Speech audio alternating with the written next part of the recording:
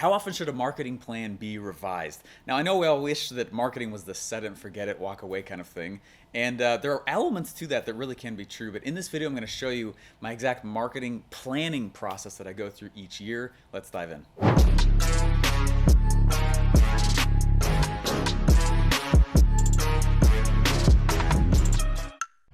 Hey guys, I've almost killed 3 companies from overselling, which is a great problem and one we all wish we had, right? Anyway, the first time I was in college. I was building a sales funnel for a company. I did all this research. I put all this time and effort into it. I asked their customers what they needed. I put the funnel together, created a little campaign for it. And it was really cool. Day one, the CEO called me. I was still in college. And he's on the other side of the nation, and he called me. He goes, "Dude, this is a lot of sales." And I was like, "What's up?" I was like excited. It's all validating. I was like, "What's up?" And day number 2, he calls me and he's like, "This is a lot of sales. Oh my gosh, this is still pouring in." I was like, "Yeah, what's up? I'm the bee's knees up." Right? It was really validating for me. All right, I needed that win as an early entrepreneur. And day number 3, though, he called me and he's like, "Turn it off, turn it off, turn it off." And I was like, "Who wants less sales?" Click. And I hung up. Don't do that, by the way. 2 weeks goes by, and he's selling like crazy. There's a point to this. Stick with me. And he calls me 2 weeks later, and he's like, "Dude, turn it off." And I was gonna say my classic line, "Who wants less sales?" And I go to hang up, and he goes, "You're gonna bankrupt me." I was like, "What?" He goes, "You're selling so fast, I can't pay my people. You're selling so quickly, I have to use the cash in my business to buy product. I can't pay my people." And I was like, whoa.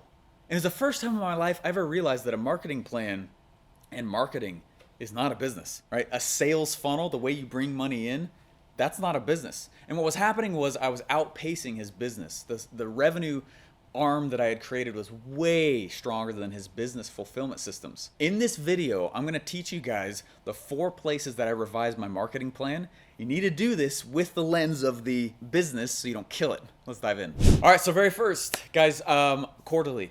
Quarterly, I literally plan my entire company in a quarterly basis. It's 3 months out is what I do. We follow a system called EOS. It's not mine. It's not new. It's very proven. A lot of big companies use it, and you can use it as a small company, right? I got we're full of 4 employees big. You don't have to be some big, massive conglomerate. However, big ones do. So I use a big, really cool process called EOS. I don't get paid for saying that. Just so you know, it's awesome.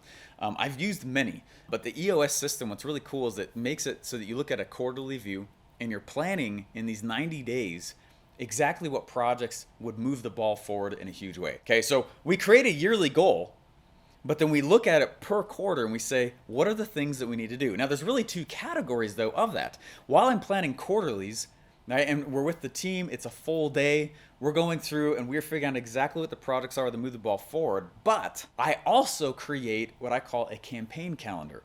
Okay, so every quarter, I'm creating a project, right? I'm planning projects, and I'm creating also what I call a campaign calendar. One is, what are the projects that are going to move the ball forward and get me my outcomes? The other, though, is the one that most people skip, and the reason why I really think that most people don't make money. Okay, it's this thing called a campaign calendar, and a campaign calendar is different from a project calendar. Okay, again, one are the projects. This is revenue planning. So I have a physical calendar on my wall, and I go and I put this calendar on my wall, and I put all my money-making activities in green, and I can look at the wall. I'm looking to the left because it's always on my left. It's not here now. Okay, but it's always on my left. I can look over there and go, hey, what are the money-making opportunities coming up? And if I see a lack of green, because I always draw it in green, I'm like, oh, it's going to be a lack of green. And that's when my wallet starts to get light. Okay, so this is a really, really big thing to understand for a lot of reasons. Planning quarterly is huge for 2 reasons. I just said, I plan my projects, I plan my campaigns or my revenue. But the third reason is that if I don't go and create these campaign calendars, I can't create good campaigns, because campaigns should take 2 to 3 months each. Does that make sense? So if you're like, Steve, I'm a brand new entrepreneur. I'm in internet marketing. I'm literally starting out. I'm trying to launch my first product.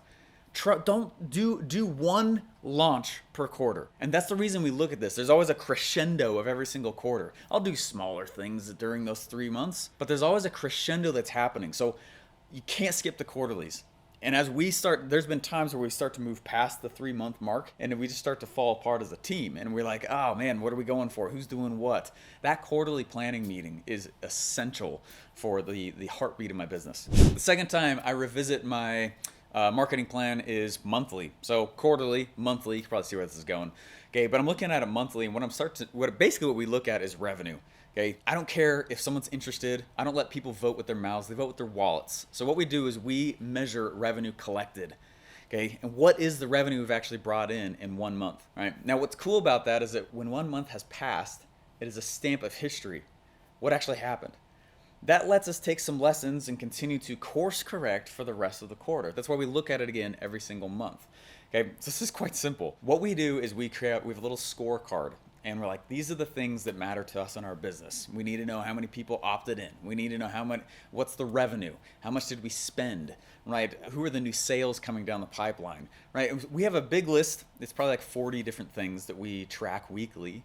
And every month we're looking at it to go, this is low, or this is, And so we create what's called a leading indicator.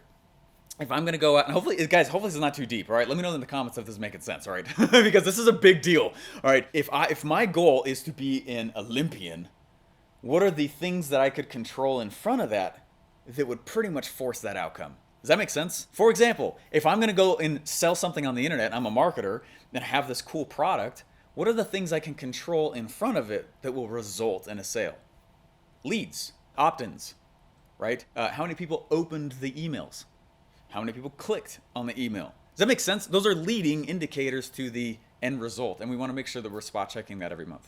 Hey guys, I want to show you the other 2 ways that I revisit my marketing plan, but before I do that, please subscribe. These are free for you.